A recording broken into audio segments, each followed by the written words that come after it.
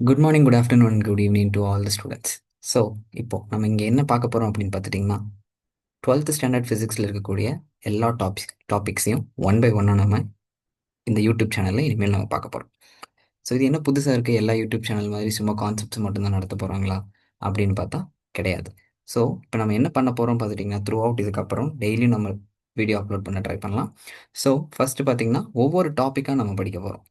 Let's say for example 12th இருக்கக்கூடிய first லெசனோட first topics அந்த மாதிரி படிச்சுட்டு சைட் பை சைடு அது நம்ம என்ன பண்ண போகிறோம், நமக்கு காம்படிட்டிவ் எக்ஸாம்ஸாக இருக்கக்கூடிய ஜேடபிள்இ அண்ட் நீட் இருக்கா. ஸோ இந்த ஜேடபிள்இ அண்ட் நீட் பார்த்துட்டிங்கன்னா ஆல் ஓவர் இந்தியாவில் இருக்கக்கூடிய எல்லா ஸ்டூடெண்ட்ஸோட ஒரு மெயினான ஃபோக்கஸாகவே இது இருக்குது. ஸோ நம்மளும் என்ன பண்ண போகிறோம், ஒன்றா சேர்ந்து படிக்க போகிறோம். ஒன்றா சேர்ந்து படித்து இந்த வருஷத்தில் எண்டில் வரக்கூடிய ஜேஇ அண்ட் நீட் எக்ஸாம்ஸை கிராக் பண்ண போகிறோம். Okay, so let's start. So இப்போ நம்ம ஃபஸ்ட்டு எந்த டாபிக் எடுக்கலாம் அப்படின்னு பார்த்துட்டிங்கன்னா, ஃபஸ்ட்டு நம்ம இப்போ எல்லாருமே 12th ஸ்டாண்டர்டில் இருந்து ஸ்டார்ட் பண்ணுறதுனால ஃபஸ்ட்டு நம்ம 12th ஃபஸ்ட்டு லெசனாக இருக்கக்கூடிய எலக்ட்ரோஸ்டாட்டிக்ஸ்.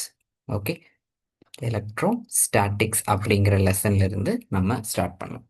ஸோ இந்த லெசனோட ஒரு சின்ன இன்ட்ரோடக்ஷன், இந்த லெசனில் ஸ்டார்டிங்லேருந்து என்னென்ன இருக்குது அப்படிங்கிறத பார்த்துட்டு அப்புறம் நம்ம என்ன பண்ண போகிறோம்னா, இதுக்கு இதுக்கு அடுத்து வரக்கூடிய வீடியோஸில் பார்த்துட்டிங்க அப்படின்னா நம்ம என்ன பண்ணலாம் அப்படின்னு பார்த்துட்டா ஒரு ஒரு சில ஜேஇ ப்ராப்ளம்ஸை நம்ம சால்வ் பண்ண போகிறோம். Okay okay, anyways let's start. So இந்த லெசனில் பார்த்துட்டிங்கன்னா நம்ம ரொம்ப எல்லாமே எல்லா எவ்ரி சிங்கிள் டாப்பிக்கையும் நம்ம பார்க்க போகிறது இல்லை. நம்மளுக்கு எக்ஸாம் பாயிண்ட் ஆஃப் வியூவில் என்னென்ன டாபிக்ஸ் தேவைப்படுதோ அதை தான் நம்ம பார்க்க போகிறோம். ஸோ அதை பற்றி பார்த்துட்டிங்க அப்படின்னா இந்த லெசனில் ஃபஸ்ட்டு நம்மளுக்கு இருக்கக்கூடியது ஃபோர்ஸ். ஃபோர்ஸ் அப்படின்னு இருக்கா, என்ன ஃபோர்ஸ், ஜஸ்ட் கிராவிடேஷனல் ஃபோர்ஸா அப்படின்னு பார்த்துட்டா கிடையாது. அதே கிராவிடேஷன் ஃபோர்ஸ் கான்செப்ட்லேயே இருக்கக்கூடிய ஒரு லா நம்ம படிக்க போகிறோம். என்ன அப்படின்னு பார்த்துட்டிங்க அப்படின்னா கூலும்ஸ் லா. கூலும்ஸ் லா. கூலும்ஸ் லா எதை நம்மளுக்கு எதை பற்றி பேசுது அப்படின்னு பார்த்துட்டா ஃபோர்ஸை பற்றி தான் பேசுது. எந்த ஃபோர்ஸை பற்றி பேசுது? ஓகே, இதுக்கு நம்ம என்ன பண்ணணும், மறுபடியும் லெசனோட டாபிக்கு வரணும். லெசனோட டாபிக் என்ன, எலக்ட்ரோஸ்டாட்டிக்ஸ். எலக்ட்ரோஸ்டாட்டிக்ஸ் அப்படின்னால என்ன, ரெஸ்ட்டில் இருக்கக்கூடிய சார்ஜை பற்றி படிக்க போகிறது தான் எலக்ட்ரோஸ்டாட்டிக்ஸ். அப்போது இந்த ஃபோர்ஸ் எதை பற்றி பேசுகிற ஃபோர்ஸாக இருக்கும்? Yes, very good. ரெண்டு சார்ஜஸ் இருக்குது அப்படின்னா Q1 Q2 அப்படின்னு ரெண்டு சார்ஜஸ் இருக்குது அப்படின்னா அந்த சார்ஜஸ்க்கு நடுவில் இருக்கக்கூடிய ஃபோர்ஸை பற்றி பேசுறது தான் என்னது, Coulomb's law or Coulomb's force அப்படின்னு நம்ம சொல்கிறோம். Okay okay, very good. இப்போ இருக்கக்கூடிய இந்த கூலும்ஸ் லாவும் இன்னொருலாம் நம்ம படிச்சிருப்போம் 11th ஸ்டாண்டர்டில் 6th லெசனில் ஒன்று படிச்சிருப்போம். கிராவிடேஷன் லெசனில் ஒரு படிச்சிருப்போம். என்ன அப்படின்னு படிச்சிருப்போம்னு பார்த்தீங்கன்னா யூனிவர்சல் கிராவிடேஷன் லா. ஓகே, யூனிவர்சல் கிராவிடேஷன் லா அப்படின்னு ஒன்று படிச்சிருப்போம். நியூட்டன்ஸ் லா ஆஃப் கிராவிடேஷன் அப்படின்னு சொல்லிட்டு அந்த நியூட்டன்ஸ் லா ஆஃப் கிராவிடேஷன் நம்மளுக்கு எதை பற்றி என்ன சொல்லுச்சு அப்படின்னு பார்த்துட்டா, ரெண்டு மாஸ் இருக்கக்கூடிய ஆப்ஜெக்ட்ஸ் இருக்குது, M1 M2 அப்படின்னு ரெண்டு மாஸ் இருக்கக்கூடிய ஆப்ஜெக்ட்ஸ் இருக்குது அப்படின்னா அதுக்கு நடுவில் இருக்கக்கூடிய அட்ராக்டிவ் ஃபோர்ஸ் பற்றி சொன்னது தான் இது நியூட்டன்ஸ் லா ஆஃப் கிராவிடேஷன். இப்போது நியூட்டன்ஸ் லா ஆஃப் கிராவிடேஷன் மாதிரியே தான் நம்மளுக்கு இருக்க போகுது என்னது, கூலும்ஸ் லா, அதாவது கூலும்ஸ் ஃபோர்ஸ் FC அப்படின்னு நம்ம வச்சுக்கலாம். இது என்ன சொல்லுது அப்படின்னு பார்த்துட்டா, நான் என்ன பண்ணியிருக்கேன், ரெண்டு டெஸ்ட் சார்ஜஸ் எடுத்திருக்கேன். ஓகேவா, ரெண்டு சார்ஜஸ், நம்ம சார்ஜஸ்னே வச்சு படிப்போம். ரெண்டு சார்ஜ் இருக்குது, Q1 Q2 அப்படிங்கிற ரெண்டு சார்ஜஸ் இருக்குது. நம்மளுக்கு என்ன தெரியும், ரெண்டு charge same like positive or negative அந்த மாதிரி இருந்துச்சு அப்படின்னா நம்மளுக்கு என்ன பண்ணும், சேம் சார்ஜாக இருந்துச்சுன்னா ரிப்பல் பண்ணும். அதே மாதிரி நெகட்டிவ்னாலும் நம்மளுக்கு ரிப்பல் தான் பண்ணும். பட் ஆப்போசிட் சார்ஜஸ் இந்த மாதிரி இருந்துச்சுன்னா நம்மளுக்கு என்ன பண்ணும், நம்மளுக்கு தெரியும், அட்ராக்ட் பண்ணும் அப்படின்னு நம்மளுக்கு தெரியுமா. Yes, very good. இப்போது நம்ம என்ன பண்ண போகிறோம் அப்படின்னு பார்த்துட்டிங்கன்னா, நான் ரெண்டு சார்ஜஸ் எடுத்திருக்கேன், Q1 அண்ட் Q2 அப்படின்னு சொல்லக்கூடிய ரெண்டு சார்ஜஸ். அந்த ரெண்டு சார்ஜஸ்க்கு நடுவில் இருக்கிற டிஸ்டன்ஸ் நான் எவ்வளோன்னு எடுத்திருக்கேன், லெட்ஸ் சே R அப்படிங்கிற டிஸ்டன்ஸில் இருக்குதுன்னு வச்சுக்கலாம். ஓகேவா. எஸ், இப்போ இந்த சார்ஜஸ் நம்ம பாருங்க ரெண்டுமே சேம் சார்ஜஸாக இருந்துச்சுன்னா ரிப்பல் பண்ண போகுது, ஆப்போசிட் சார்ஜஸாக இருந்தால் அட்ராக்ட் பண்ண போகுது. அப்போ கிராவிடேஷன் லால நம்ம படிச்சது பார்த்தீங்கன்னா அது ஒரு அட்ராக்டிவ் லான்னு படிச்சிருப்போம். கரெக்டாக, அட்ராக்டிவ் ஃபோர்ஸ். ஆனால் இந்த இடத்துல நம்மளால இது அட்ராக்டிவ்னு சொல்ல முடியுமானா சொல்ல முடியாது. ஏன்னு பார்த்துட்டிங்கன்னா இது ஆப்போசிட் சார்ஜஸாக இருந்துச்சுன்னா அட்ராக்ட் பண்ணலாம், சேம் சார்ஜஸாக இருந்தால் ரிப்பல் பண்ணலாம். ஸோ கூலும்ஸ் ஃபோர்ஸ் FC அப்படிங்கிறது it could be attractive. Okay, it could be attractive or repulsive force. ரெண்டு டைப்பாகவும் நம்மளுக்கு இருக்கலாம். சேம் சார்ஜஸாக இருந்துச்சுன்னா நம்மளுக்கு ரிப்பல்சிவாக இருக்கும். ஆப்போசிட் சார்ஜஸாக இருந்தால் நம்மளுக்கு என்ன இருக்கும், அட்ராக்டிவாக இருக்கும். ஓகே, புரிஞ்சுதாக்கண்ணா? ஸோ இது வரைக்கும் பார்த்தது சும்மா ஒரு இன்ட்ரொடக்ஷன் பார்த்துருக்கோம், எப்படியெல்லாம் ஒர்க் ஆக போகுது அப்படின்னு சொல்லிட்டு. ஸோ நெக்ஸ்ட் தான் நம்ம கூலும்ஸ் லாவோட டெரிவேஷனை நம்ம டிரைவ் பண்ண போகிறோம். ஓகேவா? சரி, டிரைவ் பண்ணலாமா? Okay, let's go. எஸ், இப்போ பார்த்துட்டீங்க அப்படின்னா நம்ம இங்கே டிரைவ் பண்ணலாம். என்ன டிரைவ் பண்ண போகிறோம்னு சொன்னேன்? கூலும்ஸ் லா, ரைட்? கூலும்ஸ் லால இருக்கக்கூடிய அந்த ஃபோர்ஸ், சார்ஜ்டு பார்ட்டிகளுக்கு நடுவில் இருக்கக்கூடிய ஃபோர்ஸை பற்றி நம்ம இப்போ படிக்க போகிறோம். சரியா? அதே மாதிரி எடுத்துக்கலாம். நம்ம என்ன எடுத்துக்க போகிறோம்? ரெண்டு சார்ஜஸ் Q1 அண்ட் Q2 அப்படின்னு சொல்லக்கூடிய ரெண்டு சார்ஜஸ் எடுத்தாச்சு. அதுக்கு இடைப்பட்டு இருக்கக்கூடிய distance, the distance between the two charges is what? It is found to be S R. ஓகேவா? எஸ். இப்போ பாருங்க, நான் இது எப்படி என்ன கூலும் என்ன சொல்லியிருக்காருன்னு பார்த்துட்டிங்கன்னா, இது ரெண்டுக்கு நடுவில் இருக்கக்கூடிய attractive or repulsive force, Coulomb force, அது எனக்கு எப்படி இருக்கு? It is directly proportional to the product of the charges and inversely proportional to the square of the distance between them அப்படின்னு சொல்லியிருக்காரு. என்ன சொல்லியிருக்காரு?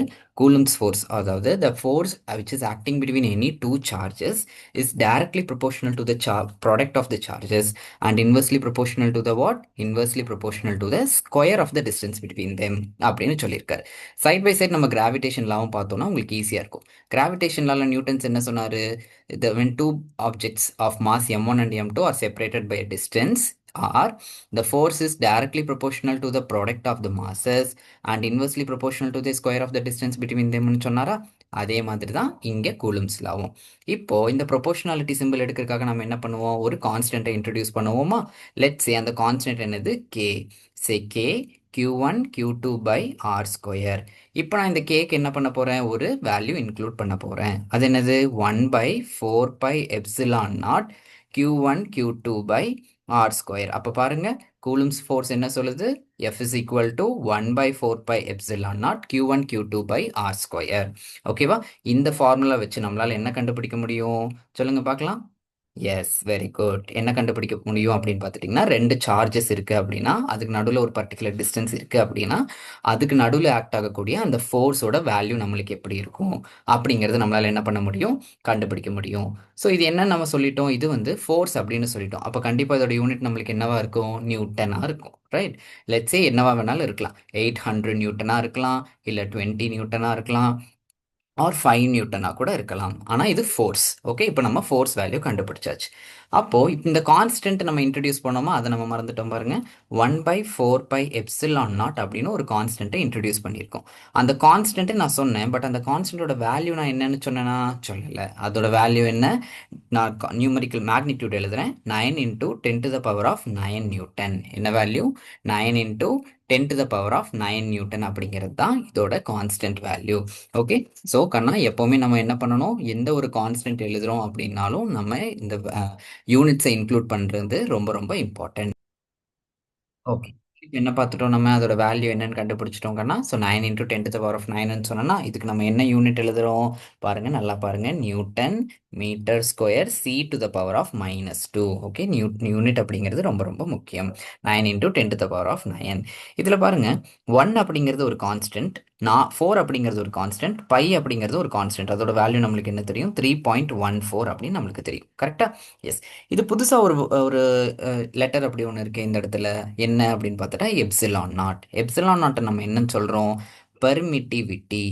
Okay, permittivity of free space. Okay okay, free ஸ்பேஸோட permittivity, அது எந்த அளவுக்கான அந்த சார்ஜஸை அலோவ் பண்ணுது அப்படின்னு சொல்லக்கூடிய ratio. Okay, permittivity of the free space. இப்போ இந்த பெர்மிட்டிவிட்டி ஆஃப் த ஃப்ரீ ஸ்பேஸுக்கு என்ன வேல்யூ இருக்கும் கண்டுபிடிக்கலாம். அப்போ எப்சிலான் நாட்டோட வேல்யூ என்னன்னு பார்த்துட்டிங்க அப்படின்னா 8.85 into 10 to the power of -12. இந்த எப்சிலான் நாட்டோட யூனிட்டை ஞாபகம் வச்சுக்கிறது ரொம்ப ரொம்ப சிம்பிள். இந்த 9 into 10 to the power of 9 நியூட்டனுக்கு ஒரு யூனிட் போட்டோமா? 9 into 10 power 9க்கு ஒரு யூனிட் போட்டோமா? அந்த யூனிட்டுக்கு அப்படியே ரெசிப்ரோக்கல். அப்போ என்ன ஆகிடும்? இந்த இடத்துல சி தானே நம்மளுக்கு பவரில் -2 இருக்குது. அப்போ இந்த இடத்துல C square n - 1 m - 2. Okay, C square n - 1 and m - 2 அப்படிங்கிறது தான் என்னது? இந்த எப்சிலான் நாட்டோட வேல்யூ. எப்சிலான் நாட் அப்படின்னா என்ன கண்ணா? எப்சிலான் நாட் அப்படிங்கிறது permittivity of the free space. அதாவது ஃப்ரீ ஸ்பேஸில் எவ்வளோ சார்ஜஸ் அலோவ் பண்ணும் அப்படிங்கிறத நம்ம சொல்கிறோம். ஓகே, ஸோ இது வரைக்கும் நம்ம என்ன பார்த்துருக்கோம்? கூலும்ஸ் லா, கூலும்ஸ் ஃபோர்ஸ், எப்படி ரெண்டு சார்ஜ்டு பார்ட்டிகளுக்கு நடுவில் அந்த ஃபோர்ஸஸ் இருக்கும் அப்படிங்கிறத நம்ம பார்த்தோம். ஓகே, இதை நம்ம என்ன வெக்டார் இதுலேயும் நம்ம எழுதலாம். அப்போ வெக்டாரில் எழுதுறோம் அப்படின்னா நம்மளுக்கு என்ன வரும்? ஓகே, ஸோ வெக்டாரில் எழுதுனா என்ன வரும், என்ன இன்க்ளூட் பண்ணணும் அப்படிங்கிறத கமெண்ட் பாக்ஸில் சொல்லுங்கள். ஓகே ஓகே, ஸோ இது வர வீடியோஸில் அடுத்த வீடியோவில் நம்ம என்ன பார்க்க போகிறோம் அப்படின்னு பார்த்துட்டிங்கன்னா, இதுக்கப்புறம் இருக்கக்கூடிய ஒரு முக்கியமான டாபிக் என்னன்னு பார்த்துட்டா டைபோல். அந்த டைபோல் பற்றி பார்க்கலாம். அந்த டைபோல் பற்றி பார்த்துட்டு அந்த டைபோல் அதுக்கப்புறம் இந்த எலக்ட்ரிக் இந்த கூலும்ஸ் ஃபோர்ஸ் இதை வச்சு எப்படி நம்ம எப்படியெல்லாம் நீட் சம் இல்லை ஜேஇ சம் எல்லாம் நம்மளுக்கு கேட்டிருக்காங்க அப்படிங்கிறத நம்ம ஒரு சில ப்ராப்ளம்ஸை சால்வ் பண்ணி பார்க்கலாம். Okay, anyways, thank you. ஸோ இதோட இந்த இந்த வீடியோ நம்ம ஸ்டாப் பண்ணிக்கலாம். சப்போர்ட் பண்ணுங்கள், வீடியோவை ஷேர் பண்ணுங்கள், லைக் பண்ணுங்கள். தேங்க்யூ.